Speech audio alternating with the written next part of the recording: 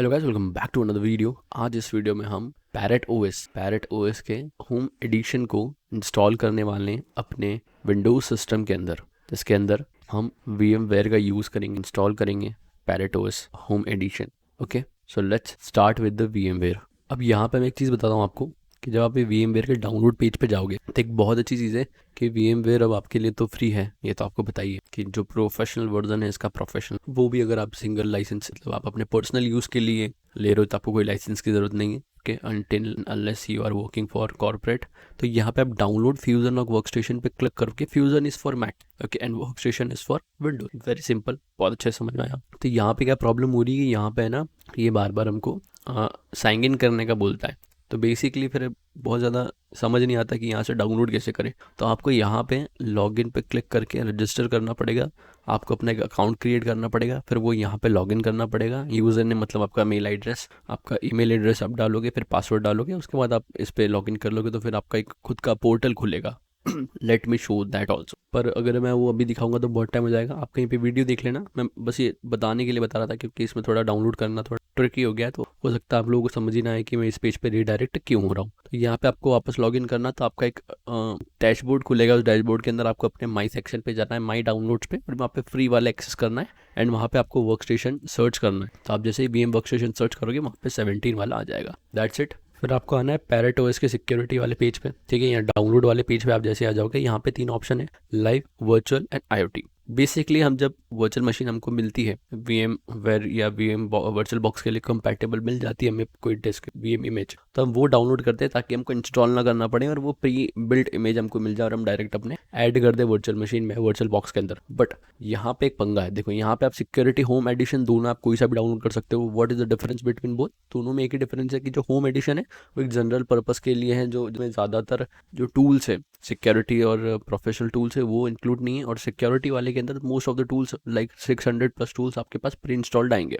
तो अगर आपको सिर्फ सिक्योरिटी के लिए चाहिए जो चीज़ इसमें सिक्योरिटी के अंदर वो भी है, plus additional 600 tools and other configurations हैं, जिसकी वजह से आपको सिक्योरिटी के लिए बहुत ही आसान होगा, अलग से इंस्टॉल करने की जरूरत नहीं पड़ेगी। बेसिक टूल्स जैसे कि बर्ब सूट हो गए, ओके, और Nmap हो गया, इस टाइप के जो बेसिक टूल्स होंगे वो इसके अंदर भी होम एडिशन में भी आपको मिल जाएंगे, और लेकिन लिब्रे ऑफिस वगैरह भी इसके अंदर आपको मिल जाएगा। तो हम फिलहाल होम वाले एडिशन के साथ जा रहे हैं ताकि वो आसान रहे। अब यहाँ से ARM64 लिनक्स वालों के लिए हमारे पास AMD64 है विंडोज़, तो हम ये करेंगे, यहाँ से आपको ये डाउनलोड नहीं करना है। यहाँ पे आप देखोगे 2 ऑप्शन है, वर्चुअल बॉक्स VMware के लिए। पर अगर आप ये डाउनलोड करोगे तो ये आपको जो इमेज देगा वो आपको डायरेक्ट आप ओपन नहीं कर पाओगे। क्यों ओपन नहीं कर पाओगे? क्योंकि आपको फिर पहले एक इमेज क्रिएट करनी पड़ेगी, पहले आपको एक ऑलरेडी वर्चुअल मशीन क्रिएट करनी पड़ेगी, देन आपको क्लिक करना पड़ेगा कि मैं इमेज बाद में सिलेक्ट करूंगा एंड फिर वो करके करना पड़ेगा। तो उससे सिंपल है कि आप सीधा लाइव पे जाओ, होम एडिशन पे जाओ, इसको डाउनलोड कर लो, दैट्स इट।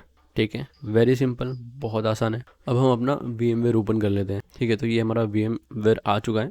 यहाँ पे ऑलरेडी पैरेट ओएस है, मैं इसको रिमूव कर देता हूँ, ठीक है। लाइब्रेरी से रिमूव करता हूँ या फिर मैं इसको डिलीट ही कर देता हूँ आप लोगों के। तो इसको डिलीट करने के लिए हम यहाँ से सिर्फ रिमूव कर सकते हैं, आप डायरेक्ट यहाँ से डिलीट नहीं करते। उसके लिए आपको यहाँ पे VM डायरेक्टरी ओपन करनी पड़ेगी, ठीक है। तो मैं VM डायरेक्टरी में चला गया हूँ और मैंने बैक ले लिया। यहाँ पे पैरेट ओएस का फोल्डर मैंने बनाया था जिसके अंदर सारी चीज़ें यहाँ पे रखी, ठीक है। यहाँ पे वो इमेज भी इंक्लूड है जो हमने डाउनलोड की थी, ये देख सकते हो, ये वाली। तो इसको छोड़ के मैं सारा डिलीट कर दूंगा सब कुछ। आपको भी सेम यही चीज़ करना है। क्या करना है मैं बताता हूँ। आपको एक फोल्डर क्रिएट करना है पहले, जिस भी OS को आप इंस्टॉल करना चाहते हो। उसके बाद आपको उस फोल्डर के अंदर आपकी डिस्क इमेज रखनी है, ठीक है। जैसे मैंने यहाँ पे एक अलग ही ड्राइव बना के रखी है V के नाम से, तो उसके अंदर सिर्फ और सिर्फ मेरे वर्चुअल मशीन ही है एंड उसकी जो कन्फिग्रेशन फाइल्स है वो भी मैं यही रखूँगा, ठीक है। अब ये हमारी डिस्क इमेज जो आपने डाउनलोड कर ली होगी, हमने लोकेट कर दी फोल्डर बना के उसके अंदर। अब यहाँ से हम इसको रिमूव कर देते हैं क्योंकि हमने सारी डायरेक्टरी ऑलरेडी डिलीट कर दी। यहाँ पे create a new virtual machine पे क्लिक करेंगे, ठीक है। यहाँ पे कस्टम नहीं, जो है बाय डिफॉल्ट रिकमेंडेड, उसी पे चलेंगे। नेक्स्ट पे क्लिक करेंगे, यहाँ पे इंस्टॉल डिस्क इमेज, ठीक है। अब वो हम जो VMDK वाली या जो फाइल हमको मिलती है वहाँ पे VMware प्रोडक्ट के लिए, वो हमें उसके लिए यहाँ पे क्लिक करना पड़ता है। I will install the operating system later, और हम एक blank hard disk virtual machine create करते फिर वो इंस्टॉल करते। तो उससे अच्छा हम डायरेक्ट साथ में ही करते चलें, ठीक है। तो इससे आपको क्या है, प्रैक्टिस भी हो जाएगी। अगर आपको ड्यूल बूट करना है, आपको अपने सिस्टम में इंस्टॉल करना है तो कैसे। यहाँ पे पैरेट OS वाला आप सिलेक्ट कर लो, ठीक है। मैं यहाँ पे पैरेट OS की डायरेक्टरी में चले गए, ये पैरेट OS की मैंने इमेज फाइल सिलेक्ट करी और इसको ओपन कर लिया, दैट्स इट, ठीक है। ठीक है। तो यहाँ पे आप देखो, अब इसके अंदर हम यहाँ पे नेक्स्ट करते हैं। यहाँ पे लिखा है डिटेक्ट नहीं कर पाया, बट नो वरीज, हम इसको बाद में नेम कर देंगे। यहाँ पे बाय डिफॉल्ट लिनक्स सिलेक्ट हो जाएगा, आपको वही करना है। यहाँ पे हमारा डेबियन बेस्ड है, तो डेबियन का जो सबसे लेटेस्ट आई थिंक 11 या 12 होना चाहिए, आई थिंक सो। ये रहा 12 एक 64 बिट पे क्लिक कर दो, नेक्स्ट पे क्लिक कर दो।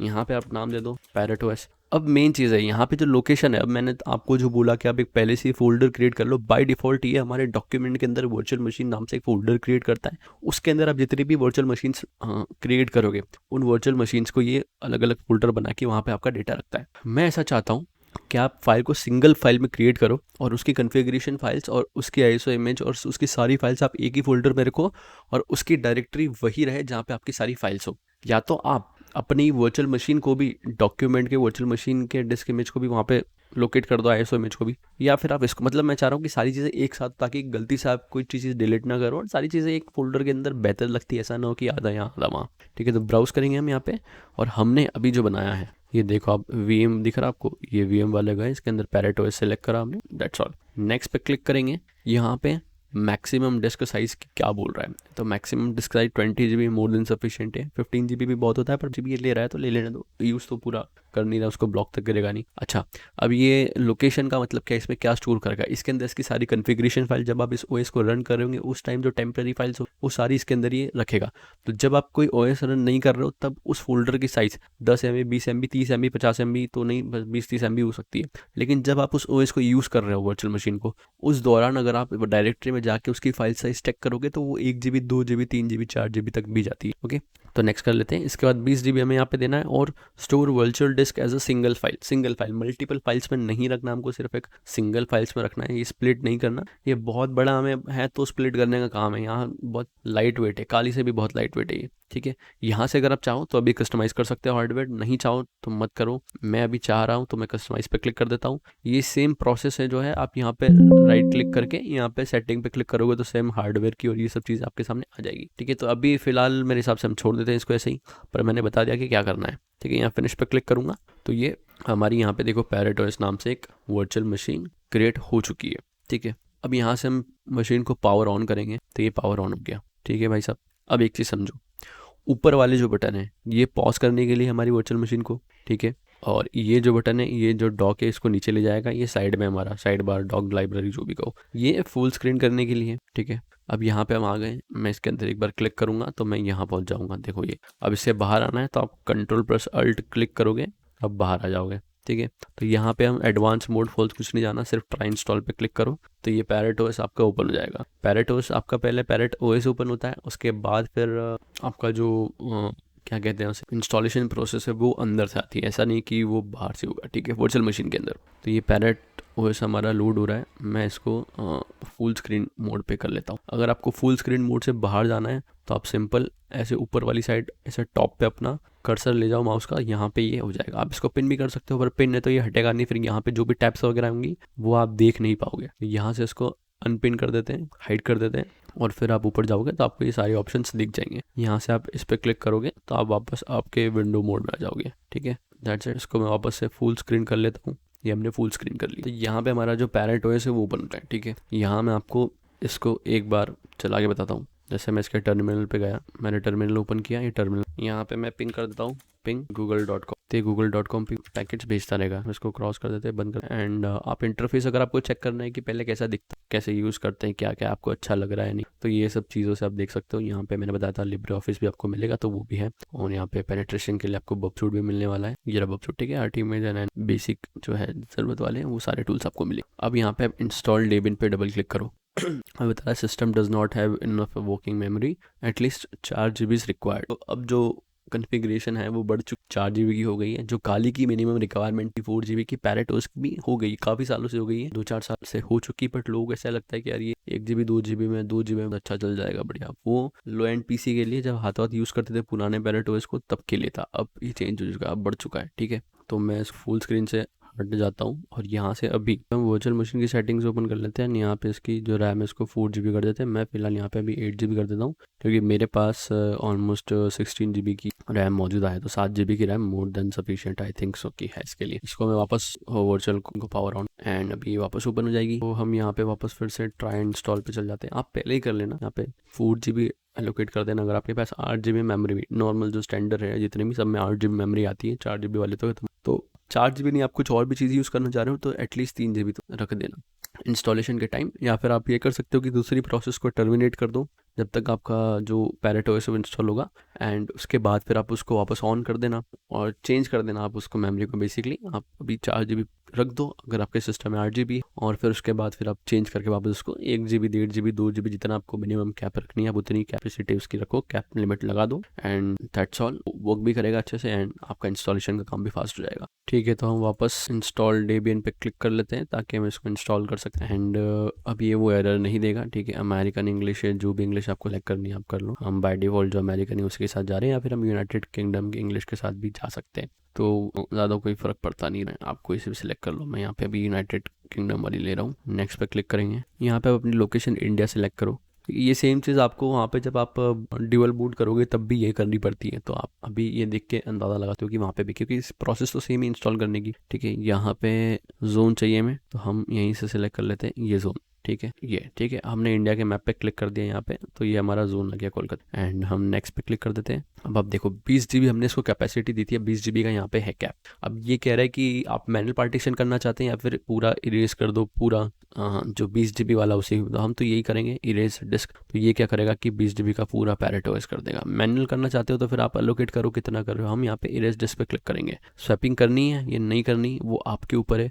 ठीक है, तो यहाँ पे मेरे पास फिलहाल 16 GB रैम है, बट यहाँ पे मैं दे रहा हूँ 4 GB रैम 2 GB रैम, तो स्वैप कर लेना। स्वैपिंग में क्या है देखो, नो स्वैप मतलब आप स्वैप नहीं कर रहे रैम में, और जब आपकी रैम फुल हो जाएगी तो आप नहीं चाहते कि कोई भी टेम्परेरी डेटा मेरा कहीं पे भी स्टोर हो, आप बस रैम फुल है तो ठीक है, जो उस टाइम होगा देखा जाएगा। स्वैप अगर आपको किसी फाइल में करना है तो ये स्वैप फाइल आपका एक अलग से फाइल क्रिएट होगा।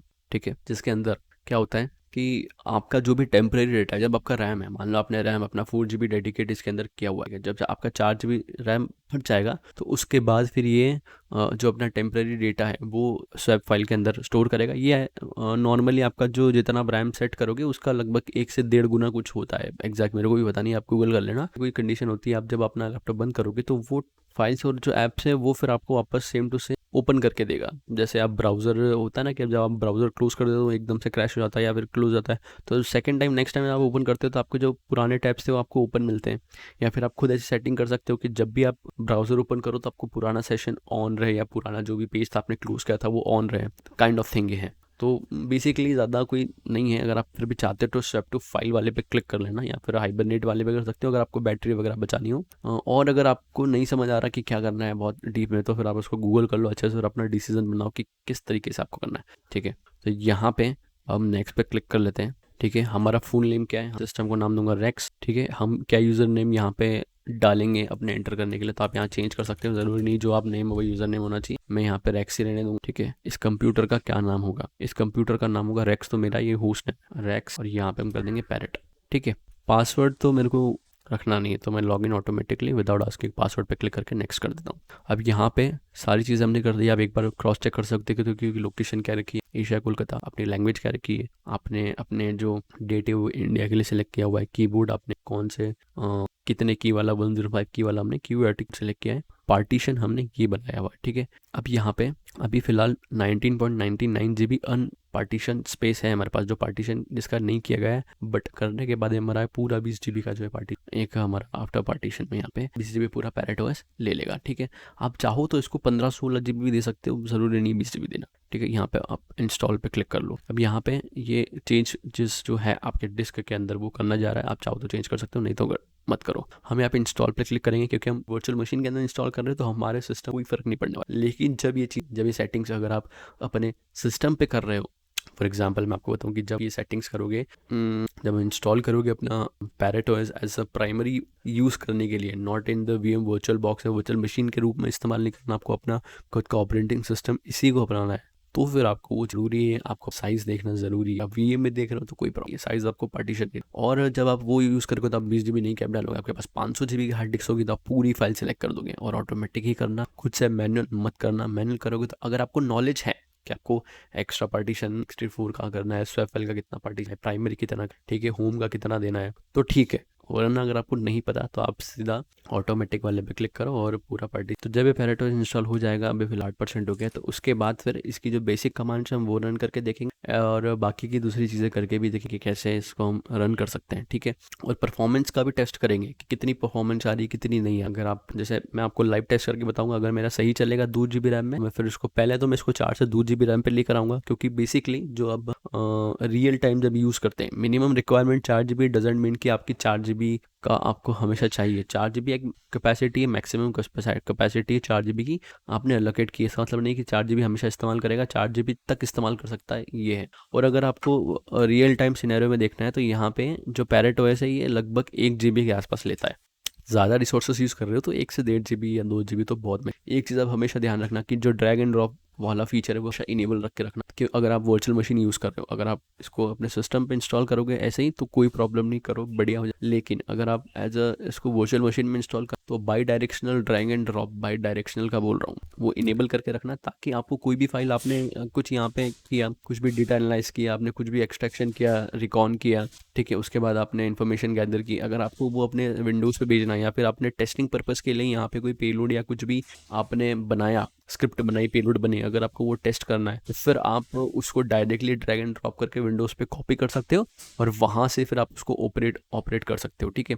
तो वो काफ़ी ज़्यादा आसान कर देता है, वरना फिर आपको यहाँ से कहीं ड्राइव में अपलोड करना पड़ेगा, फिर आपको आपके विंडोज़ पे डाउनलोड करना पड़ेगा। तो हमेशा उस फीचर को इनेबल कर ही प्यारा फीचर है, ठीक है। तो अब मैं यहाँ पे अपनी वीडियोज़ को पॉज कर रहा हूँ, ठीक है, और देखता हूँ कितना टाइम लग रिज्यूम कर। सो एट अ टाइम जब ये इंस्टॉल हो रहा है मैं आपको CPU यूजेज एंड यूजेज बताता हूँ, ठीक है। तो आप यहाँ पे देखो परफॉर्मेंस वाले टैब में मैं आपको जाके बताऊँ, यू कैन सी कि यहाँ पे हमारा लगभग 75, 51, 64% CPU का यूजेज जा रहा है, ठीक है। मेमोरी हमारी यहाँ हमने उसको 4 GB लोकेट करके रखी है, तो वो 4 GB तो वही रख रहा होगा, बाकी की हमारा सिस्टम यूज़ कर रहा है। हार्ड डिस्क पूरी यूज़ हो रही है, क्यों? क्योंकि मैं अपने हार्ड डिस्क के अंदर ही VM वर्चुअल मशीन इंस्टॉल कर रहा हूँ। ये जो V वाला पार्टीशन इसके अंदर, ये बाकी की 2 मेरी SSD हैं जिनको मैंने अपने और कामों के लिए रखा हुआ है, तो मैं इसके लिए यूज़ नहीं करता इनको। स्पीड हमारी 3.20 GHz की स्पीड चल रही है, जो भी ठीक है, बहुत ज़्यादा नहीं है। टेम्परेचर भी बहुत ज़्यादा हमारा हाई हो नहीं रहा है अभी फिलहाल, सो एवरीथिंग इज़ गुड, ठीक है। तो ये यहाँ पे कंप्लीट हो चुका है। यहाँ पे रीस्टार्ट नाउ पे आप क्लिक कर दो एंड डन पे क्लिक कर दो, तो ये रीस्टार्ट होगा और हमारा पैरेट OS जो है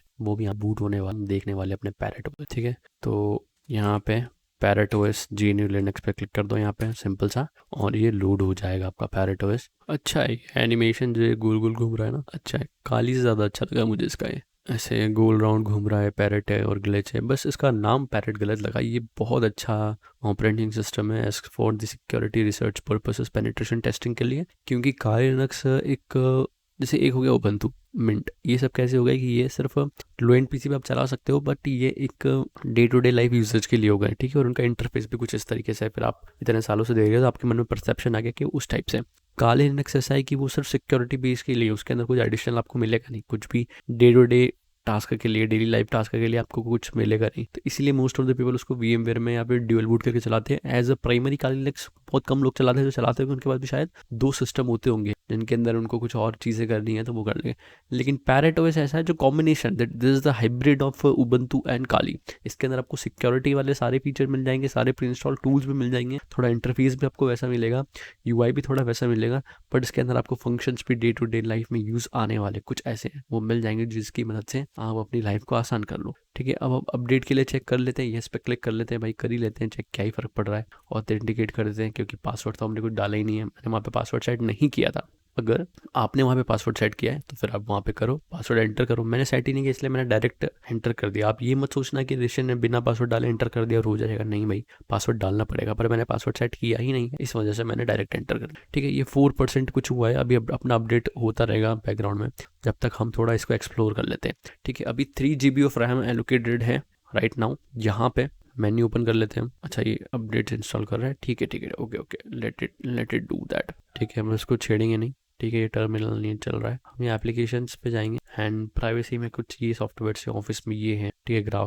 ग्राफिक्स के लिए भी कुछ है आपके पास, साउंड एंड वीडियो के लिए भी है, VLC ऑलरेडी प्री इंस्टॉल्ड है, ठीक है। आप यहाँ पे डिस्कॉर्ड यूज़ कर सकते हो, आपको डिस्कॉर्ड मिलेगा और कनेक्ट करने के लिए। बाकी आपको यहाँ पे व्हाट्सएप का कोई सपोर्ट नहीं मिलता लिनक्स में, आपको थर्ड पार्टी गिटहब से एक रिपोजिटरी है, उसके थ्रू शायद आप कर सकते हो। मैंने ट्राई नहीं किया, बट आप चाहो तो ट्राई कर लो, वहाँ पे रिपोजिटरी देख लो गिटहब की, कि वहाँ पे आप व्हाट्सएप का कर सकते हो, या फिर आप वेब ब्राउजर से सर्फ कर लो व्हाट्सएप। अब हम अपने होम डायरेक्टरी पे चलते हैं भाई, this is my home directory. और दैट्स इट। यहाँ पे हमारे पास अलग अलग फोल्डर्स हैं जो सारे ब्लैंक है अभी, क्योंकि हमने अभी हाल जस्ट इनिशियल अभी स्टार्ट भी किया है, तो हाउ इज इट पॉसिबल कि यहाँ पे कुछ आ जाएगा, ठीक है। हम कुछ सॉफ्टवेयर्स वगैरह यहाँ पे रन करके देखते हैं, या फिर मैं सोच रहा हूँ कि टास्क मैनेजर पे जाके आपको वो दिखा दूँ कि हमारी परफॉर्मेंस कैसी चल रही है, ठीक है। तो ये रहा हमारा सिस्टम, देखते हैं मॉनिटर पे हमारा पैरेट OS है 6.3 जो रिलीज़ है वो है, ये कर्नल है मैट 1.2.6 हमारे इसमें इंस्टॉल्ड है UI, एंड 6.7 GB का मेमोरी। यहाँ पे मैंने ऑलरेडी 7 GB का दिया था, बट वो ऐसा हो गया। यहाँ पे इंटेल कोर,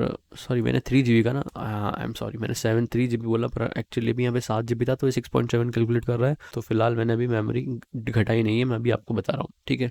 वो मैं घटा के चेक कर लूँगा बाद में।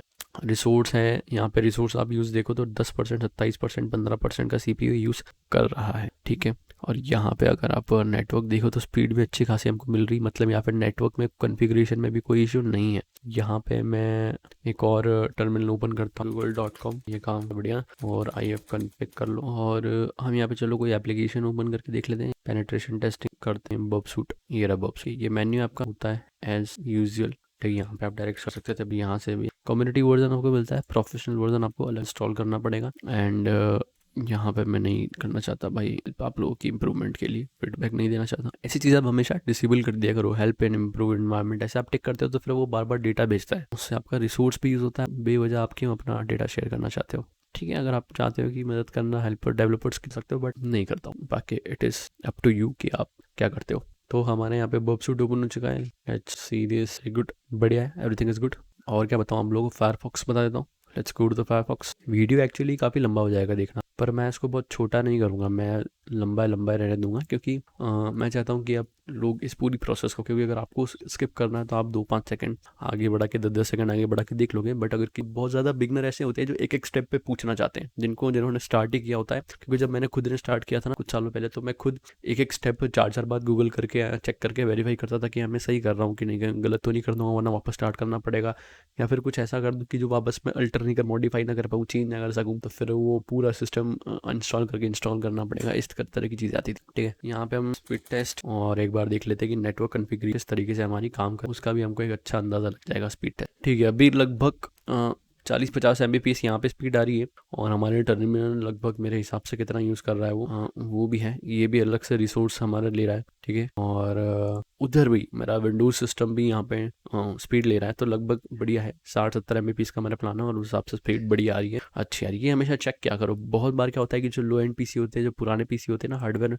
उनमें कन्फिगर ये सही से कर नहीं पाते हैं, काली में ऐसा बहुत होता है। मेरे साथ पहले बहुत हुआ था ऐसा कि आपको नेटवर्क में बहुत ज़्यादा प्रॉब्लम आती है, एक साउंड कार्ड में बहुत ज़्यादा प्रॉब्लम आती है। बट अब हम इसका साउंड भी चेक कर लेते हैं हाथों हाथ, अभी साउंड तो बढ़िया आ रहा है, कम ज़्यादा दिखाता है। तो अगर आप चाहते हो वीडियो प्ले कर पे, चलिए वीडियो प्ले करते हैं स्किल इंजेक्शन का वीडियो में। Hello my fellow hackers, welcome back. अभी हम सॉल्व कर रहे हैं skill injection attack, listing the database. अभी ये लैगी डाउनलोड एंड इंस्टॉल हो रहे हैं सॉफ्टवेयर साथ में, मतलब अपडेट्स हैं यहाँ पे चीज़, बाकी तो कोई मेजरली प्रॉब्लम है नहीं। So I think guys that's it. जो हमारा मोटिव था आप लोगों को मुझे था कि भाई कैसे इसको इंस्टॉल करते हैं, कैसे यूज़ करते हैं, वो मैं पूरा कर चुका हूँ, ठीक है। बाकी ये जो अगर मैं वेट करूँगा यहाँ पे, फिर वापस से अपडेट से वो इंस्टॉल करूँगा, देन फिर इसकी रैम वगैरह कम करके अगर आप लोगों को चेक कराऊंगा, वीडियो काफ़ी ज़्यादा लंबी हो जाएगी। और आई डोंट वांट कि यहाँ पे वीडियो लंबी हो जाए। अगर आप देखो कितनी लंबी वीडियो, भाई कौन इसको इंस्टॉल करे, कैसी कन्फिगरेशन बता रहा है, कोई 10 मिनट में इंस्टॉल करना सिखा रहा है तो उससे सीखते हैं, ऐसा करे तो मैं नहीं चाहता। तो ज़्यादा भी इतना वीडियो लंबा नहीं करना चाहता मैं, इस वजह से इस वीडियो को यहीं एंड कर रहा हूँ।